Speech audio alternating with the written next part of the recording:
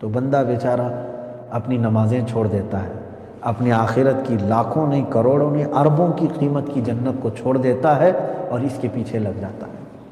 کتنا اسے بہت ساری چیزیں اللہ تبارک و تعالیٰ کی قدرت کے مشاہدے نظر آئیں گے۔ یہ 4 چیزیں ہمارے آنکھوں پر پٹی کے طور پر پڑی ہوئی ہیں۔ شہوت بھی لوگوں پر غالب آئی ہے آج، لالچ بھی بہت سارے لوگوں پر غلبہ کیجیے، اور لوگوں میں آج دوستی کرنے کا جو ایک رواج ہے، دوست تو ایسے مصیبت ہے، یہ آج کے زمانے کی نہیں بلکہ ہر زمانے کی۔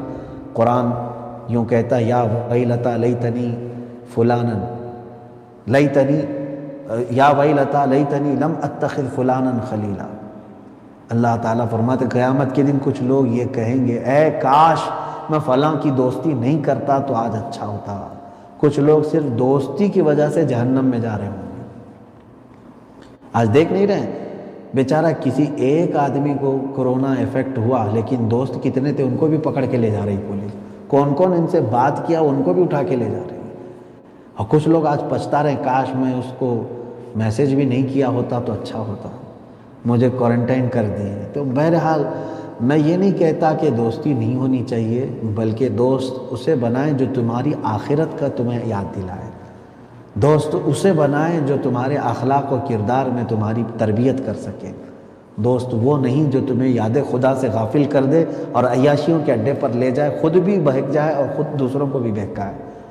عزیزان گرامی وقار، یہ 2 چیزیں میں نے عقیدہ آخرت کے متعلق عرض کی، اور اللہ تعالیٰ نے قرآن عظیم میں جگہ جگہ پر جہاں پر اللہ پر ایمان لانے کا حکم ہے، من آمن باللہ، آپ دیکھیں گے اس کے بعد آتا ہے والیوم الآخر۔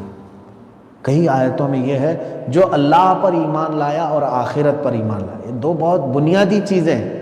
اگر آپ نے ذہن سے یہ بات نکال دی کہ آخرت کچھ نہیں ہے، معاذ اللہ کافر ہو گئے۔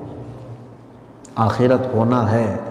میں اسی بات کو آج آپ کے سامنے بھی لے کر کے عرض کروں گا کہ میرے عزیزو، ہماری زندگی میں جتنا بھی وقت چل رہا ہے، یہ گھڑی کے کانٹے جو ہٹ رہے ہیں، یوں سمجھ لو کہ ہمارا یعنی کاؤنٹ پوری طور پر ہو رہا ہے، اور ہمارا عقیدہ یہ ہے کہ مرنے کے بعد جب ہم قبر میں سوتے ہیں وہ کتنے سال کا عرصہ ہوگا وہ اللہ بہتر جانے، جس کو عالم برزخ کہتے ہیں، وہ خود ایک عذاب ہے، وہ خود ایک عذاب ہے کہ قبر کی زندگی اتنی سخت ہوتی ہے۔ بعض لوگوں نے یہ کہا کہ جو دنیا میں عیش کرتا رہا، قبر کی زندگی اس کے 1 منٹ 1 سال کے برابر گزر رہی ہوگی۔ یہ لاک ڈاؤن سے ہی سمجھ میں آ رہا ہوگا، دوسرے دنوں میں دن ایسے گزر جاتے تھے پتہ ہی نہیں چلتے تھے، لیکن آج قید کر کے رکھے ہیں تو نہ دن کٹ رہا ہے نہ رات کٹ رہی ہے، سونا ہے کیا ہے۔ یہاں تو پھر بھی ابھی آپ کے ساتھ رشتہ دار ہیں بات کرنے کے لیے، موبائل ہے، ٹی وی ہے، بہت ساری چیزوں سے وقت گزار رہے ہیں۔ قبر میں کون آئے گا تمہارے پاس؟ نہ وہاں دن کٹتا ہے نہ رات کٹتی ہے۔ تو وہ ایک لمبی زندگی عالم برزخ کی، لیکن ہمارا عقیدہ یہ ہے کہ ایک دن ایسا آئے گا جو 50,000 سال کے برابر کا ہوگا، جس دن اللہ تعالیٰ آدم علیہ السلام سے لے کر قیامت تک آنے والے سارے انسانوں کو جمع فرمائے گا، اور وہ اس کا عدل ہے۔ اس دن اللہ تعالیٰ اعلان فرمائے گا کہ کہاں ہیں سارے لوگ، جمع ہو جائیں اور اپنا اپنا کیا ہوا سب سنائیں۔ نامہ اعمال جس کو ہم سمجھتے ہیں 4 پیج ہوں گے 5 پیج ہوں گے ہم کو دے دیں گے، نہیں، بلکہ حدیث پاک میں ہے ایک بندے کے نامہ اعمال کتابوں میں آئیں گے، اس کی کتنی کتابیں ہوں گی؟ فرمائے گا جہاں تک اس کی نظر جاتی وہاں تک صرف اس کی کتابیں ہوں گی۔ اور وہ بندہ چیخ چیخ کر کے کہے گا، اے اللہ کیا یہ کتاب کیسی تو نے میرے پاس دے دیا، اس میں نہ کسی چھوٹی چیز کو چھوڑا نہ کوئی بڑی چیز چھوڑا ہے، سب کچھ اس میں آ گیا ہے۔ اب وہاں پر یہ جو تمام معاملات ہیں میں کیوں سنا رہا ہوں کہ اگر آپ کو یہ تصور نہیں رہے گا قیامت کا تو پھر جسم جو ہے ہمارا دنیا کے فضولیات میں، لغویات میں، عیاشیوں میں پڑ جائے گا۔ جب بھی تمہیں کسی چیز کی خواہش ہو رہی ہو برے کام کی، یہ سوچ کر کے چلو تھوڑا اور صبر کر لو، میرے لیے جنت کا شربت تیار ہے، تھوڑا اور میں صبر کر لے جاؤں، میرے لیے اللہ نے جنت کی حوریں رکھی ہیں۔ اگر تم نے یہاں کی عورتوں پر اپنا دل دے بیٹھا اور ان کے پیچھے گناہ کر لیے، سمجھ جاؤ کہ آخرت کے تمام حسن سے تمہیں محرومی ہوگی۔ تم وہاں کی ساری قربانیاں دے رہے ہو صرف 4 دنوں کی زندگی کے لیے۔ جنت کا جوان ایسا ہوگا کہ اسے 100 مردوں کی طاقت دی جائے گی۔ تم نہ جنت میں بوڑھے ہوگے نہ بیمار ہوگے، تمہارا حسن کبھی ختم نہیں ہوگا۔ یہاں اگر کچھ بھی کر لو، ساری دوائیں معجونیں طاقت کی سب حاصل کر لو، مشکل سے میرے خیال سے کسی عورت کے ساتھ تم 10 سال 15 سال جی لو گے جو عیش کے ہوں گے، اس کے بعد پھر بڑھاپے کے ہی دن ہیں۔ طاقت کی کمزوری الگ، جسم کا حسن کا گرنا الگ، یہ تمام معاملات تو یہاں یہ فانی جسم کے ساتھ ہمارے ساتھ ہوتے ہی رہیں گے۔ حیرت ہے ان لوگوں پر جنہوں نے اپنے آخرت کو یہ 4 دن کی زندگی پر قربان کر دیا، وہ بڑے خسارے میں ہیں۔ انہی کے لیے اللہ نے فرمایا والعصر ان الانسان لفی خسر، زمانے کی قسم انسان گھاٹے میں ہے۔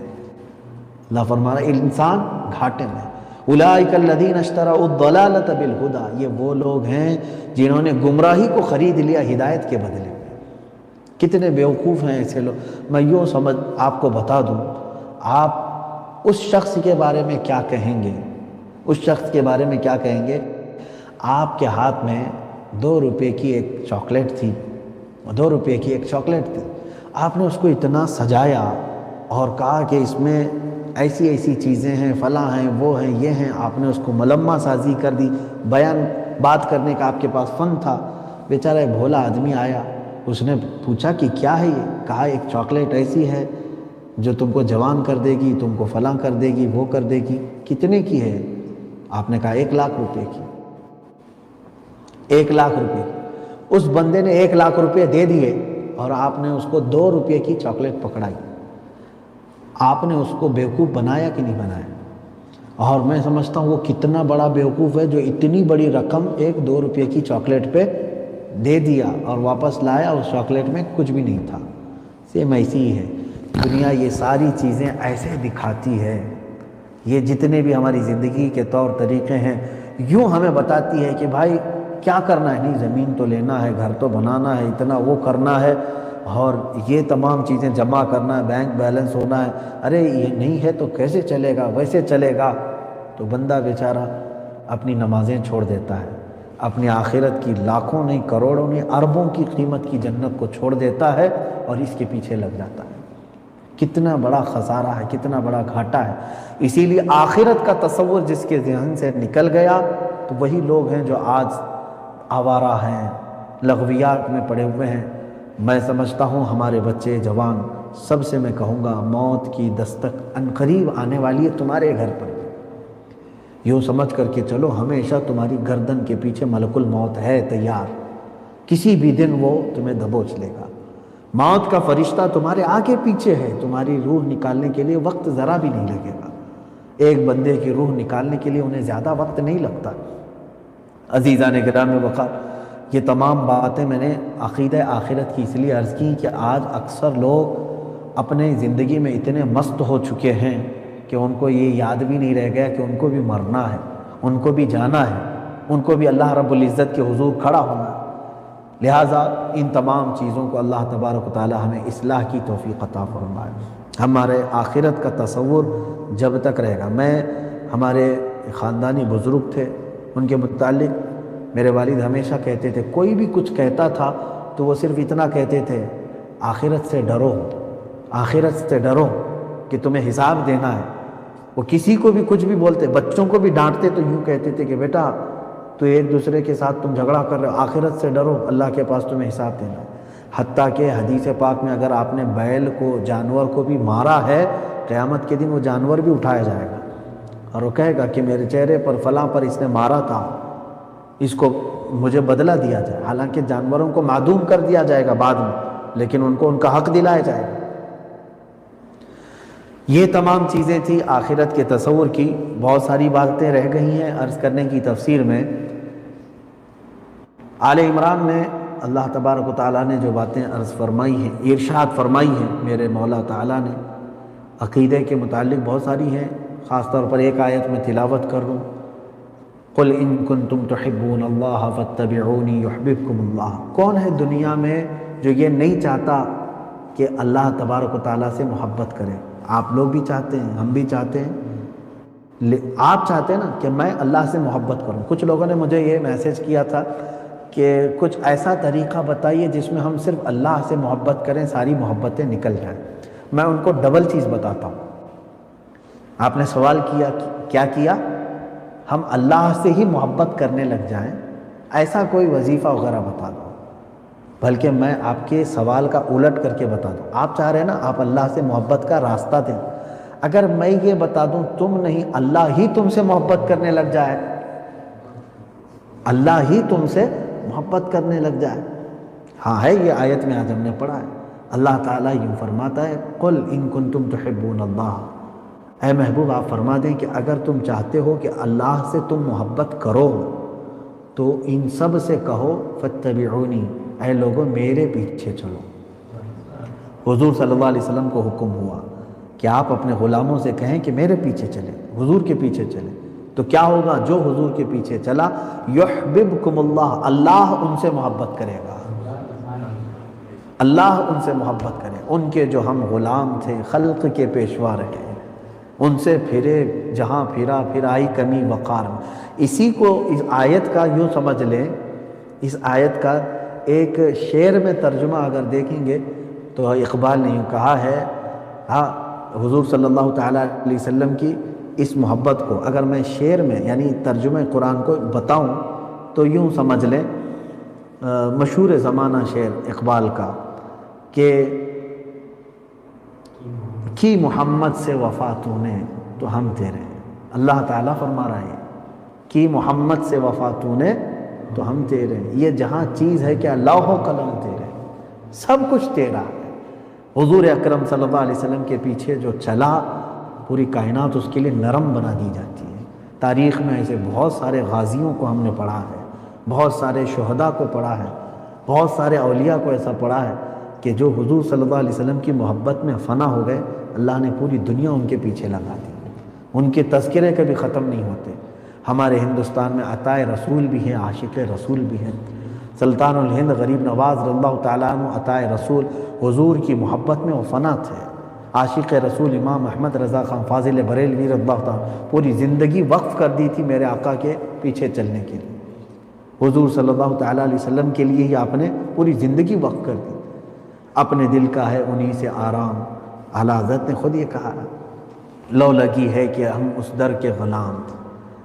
تو میرے عزیزو، حضور صلی اللہ تعالیٰ علیہ وسلم کے پیچھے چلنے کا مطلب یہ نہیں ہے کہ یا رسول اللہ صبح شام کہتے رہیں اور پھر اعمال میں یہود و نصارہ کی طرح کرتے رہیں، اس کا مطلب پیچھے چلنا نہیں ہوا۔ اب مثال کے طور پر آپ یہاں آ کر کے ہمارے سامنے ہاتھ چوم رہے ہیں، بڑی محبت سے حضرت حضور کرتے ہیں، اور پھر پیچھے جا کر کے ہمارے قتل کا منصوبہ بناتے ہیں، تو اس کو کیا کہیں گے؟ یہ منافق شخص ہے۔ عمل میں کچھ لوگ نفاق کرتے ہیں۔ رسول کریم صلی اللہ تعالیٰ علیہ وسلم سے محبت کی بات کرنے والا حضور کی کسی بھی ادا سے کبھی نفرت نہیں کر سکتا، میرے آقا صلی اللہ تعالیٰ علیہ وسلم کے شکل مبارکہ سے کبھی نفرت نہیں کرتا، اسے دل و جان سے میرے آقا کی ہر چیز پسند ہونی چاہیے، تبھی سمجھ لیں۔ اسی لیے حضرت ابوبکر شبلی رحمۃ اللہ تعالیٰ علیہ بڑے پائے کے بزرگ ہیں، سلسلہ قادریہ میں ان کا ذکر بھی ہے، آپ نے پڑھا ہوگا، بہر شبلی شیر حق دنیا کے کتوں سے بچا، ایک کا رکھ عبد واحد بے ریا کے واسطے۔ حضرت ابوبکر شبلی یہ فرماتے اگر زندگی میں میرے لیے سب سے ڈیفیکلٹ سوال ایک ہے، کسی نے اگر مجھ سے یہ پوچھا کہ تو حضور صلی اللہ علیہ وسلم سے محبت کرتا ہے یا نہیں، یہ کوئی ڈیفیکلٹ سوال ہے، مشکل سوال ہے۔ اگر میں آپ سے پوچھوں تو آپ فوراً، ابھی میرا جو سوال ختم نہیں ہوگا، فوراً پکاریں گے یا رسول اللہ ہم تو آپ سے محبت، لیکن حضرت ابوبکر شبلی فرماتے ہیں میرے لیے زندگی کا یہ سب سے سخت سوال ہے۔ پوچھا کیوں؟ کہا کہ اگر میں نہ کہہ دوں کافر ہو جاؤں گا، حضور صلی اللہ علیہ وسلم سے محبت نہیں ہے اگر کہہ دیا تو کیا ہو گیا؟ کافر ہو گیا، اور اگر ہاں کہہ دوں تو پھر میرا دل کہے گا کہ کہاں ہے تیرے اعمال اور کہاں ہے رسول پاک کے اعمال، جھوٹا پڑ جاؤں گا۔ دونوں بھی چیزیں ہمارے لیے سخت ہیں۔ جب وہ اس پائے کے ولی یہ کہتے ہیں تو آج ہم لوگوں کو احتساب کی ضرورت ہے۔ اسی پارے میں اللہ تعالیٰ نے ایک وعدہ نبیوں سے لیا تھا، اس کا ذکر بھی آیا ہے۔ سارے نبیوں کی روحوں کو اللہ نے ایک دن جمع کیا، 3 طرح کے وعدے اللہ تعالیٰ نے لیے ہیں۔ ایک نبیوں سے، ایک علماء سے اور ایک تمام انسانوں سے، یہ تینوں کے تذکرے قرآن میں ہیں۔ میثاق کہتے ہیں اس کو، وعدہ لینا۔ مثال کے طور پر سب کو جمع کیا اور ہم آپ سے وعدہ لیتے ہیں کہ ایسا کرو گے یا نہیں کرو گے۔ اللہ نے پورے نبیوں کی روحوں کو جمع کیا اور ایک عہد لیا ان سب سے۔ وہ آیت ہے وَإِذْ أَخَذَ اللَّهُ مِيثَاقَ النَّبِيِّينَ لَمَا آتَيْتُكُم مِّن كِتَابٍ وَحِكْمَةٍ۔ اللہ نے فرمایا یاد کرو تمام نبیوں سے ہم نے ایک عہد لیا، وعدہ لیا کہ ہم تمہیں کتاب بھی دیں گے، حکمت علم بھی دیں گے، لیکن اے نبیوں جب تم دنیا میں جاؤ گے تمہارے زمانے میں اگر میرا محبوب رسول آ گیا، کون؟ محمد صلی اللہ تعالیٰ علیہ وسلم، لَتُؤْمِنُنَّ بِهِ وَلَتَنْصُرُنَّهُ، اللہ فرماتا ہے تم ضرور اس پر ایمان لاؤ گے، اس پر ایمان لاؤ گے، صرف ایمان نہیں، وَلَتَنْصُرُنَّهُ، اور سب کے سب اس کی مل کے مدد کرو گے۔ اتنا ہی نہیں، اللہ نے یہ فرمایا اور اس کے بعد پوچھا سارے نبیوں سے اَأَقَرَرْتُمْ، کیا تمہیں اس بات کا اقرار ہے؟ قالوا اقررنا، سارے نبیوں نے کہا ہاں مولا ہم اقرار کرتے ہیں۔ حضور صلی اللہ علیہ وسلم کے دنیا میں آنے سے پہلے کی بات ہے یہ، حضور صلی اللہ علیہ وسلم کے دنیا میں آنے سے پہلے کی بات ہے کہ سارے نبیوں کی روحوں کو اللہ نے عہد لیا۔ پھر اللہ تعالیٰ یہ فرماتا ہے وَأَنَا، اور میں تمہارے ساتھ گواہ ہوں اس بات کا۔ اور پھر حضور صلی اللہ تعالیٰ علیہ وسلم نے خود اپنی ایک حدیث میں بیان فرمایا، یہ اور بات ہے کہ کسی بھی نبی کے زمانے میں حضور نہیں آئے، اگر آ جاتے تو اس نبی کی شریعت اور ان کے سارے معاملات ختم ہو جاتے۔ کس کی شریعت چلتی؟ صرف میرے آقا صلی اللہ علیہ وسلم۔ ایک بار حضرت عمر فاروق رضی اللہ تعالیٰ عنہ تورات پڑھ رہے تھے، حضرت ابو بکر صدیق بھی تھے، حضور صلی اللہ علیہ وسلم کا چہرہ سرخ تھا غصے سے، حضرت ابو بکر محسوس کر لیتے تھے رضی اللہ تعالیٰ عنہ۔ سیدنا ابو بکر صدیق رضی اللہ تعالیٰ عنہ حضرت عمر کو چیخ کر کے کہا عمر کیا کر رہے ہو، تم دیکھ نہیں رہے ہو رسول پاک صلی اللہ علیہ وسلم کا جلال ہے؟ حضرت عمر نے کتاب بند کیا اور کہا میں آسمانی کتاب ہی تو پڑھ رہا ہوں، اللہ ہی کی کتاب پڑھ رہا تھا، تورات پڑھ رہا تھا۔ رسول کریم صلی اللہ علیہ وسلم نے اس وقت فرمایا اے عمر یہ کتاب جس پر اتری ہے، کس پر اتری ہے؟ موسیٰ علیہ السلام۔ اگر یہ تو آج آپ پڑھ رہے ہیں نا کتاب، جس پر یہ کتاب اتری ہے موسیٰ علیہ السلام، وہ بھی اگر آج ہوتے تو قرآن پڑھنے کے علاوہ ان کے پاس کوئی راستہ نہ ہوتا، ہاں کہ وہ قرآن ہی پڑھتے، کیونکہ ساری شریعتیں منسوخ ہو جاتی، صرف ہمارے نبی صلی اللہ علیہ وسلم کی ہی شریعت چلتی۔ تو میرے عزیزوں یہاں کہنے کا مطلب یہ ہے رسول پاک صلی اللہ تعالیٰ علیہ وسلم کی ولادت سے پہلے ہی اللہ نے نبیوں کے پاس ایک عہد لیا۔ تھوڑے سے ذہن کو حاضر رکھیں، ایک مسئلہ سمجھا کر میں اپنی گفتگو کو ختم کرتا ہوں۔ 1,24,000 نبیوں کی روحیں موجود ہیں، جبکہ ابھی دنیا میں کوئی پیدا نہیں ہوا تھا، یہ جب کی بات ہے۔ اتنا بڑا مجمع، ظاہر سی بات ہے اتنی روحیں ہوں گی، تذکرہ کس کا چل رہا ہے؟ رسول پاک صلی اللہ علیہ وسلم۔ کون کر رہا ہے؟ اللہ فرماتا۔ اور حضور صلی اللہ علیہ وسلم کے متعلق یہ کہا جا رہا ہے کہ اگر وہ رسول آ گئے تو تم سب مل کر کے کیا کرو گے؟ مدد بھی کرو گے اور ایمان بھی لاؤ گے۔